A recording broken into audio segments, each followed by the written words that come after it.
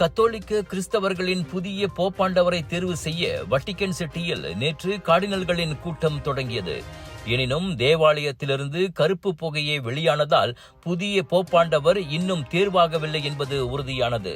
வட்டிக்கனில் உள்ள அப்போஸ்தலிக் அரண்மனையில் 15ஆம் நூற்றாண்டின் தேவாலயத்தில் 133 கத்தோலிக்க கார்டினல்கள் ஒன்று கூடி புதிய போப்பை தேர்ந்தெடுப்பார்கள்.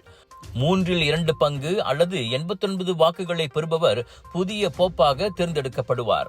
ரகசியமாக நடக்கும் இக்கூட்டத்தில் ஒரு சிறப்பு அடுப்பில் வாக்குச்சீட்டுகளை எரிப்பதன் மூலம் போப்பாண்டவர் தேர்வு செய்யப்பட்டு உலகிற்கு முடிவு அறிவிக்கப்படுகிறது. போப்பாண்டவர் இன்னும் தேர்ந்தெடுக்கப்படவில்லை என்றால் புகைப்போக்கி கருப்பு புகையை வெளியிடும். அதுவே புதிய போப் தேர்வு செய்யப்பட்டுவிட்டால் வெள்ளை புகை வெளியாகும்.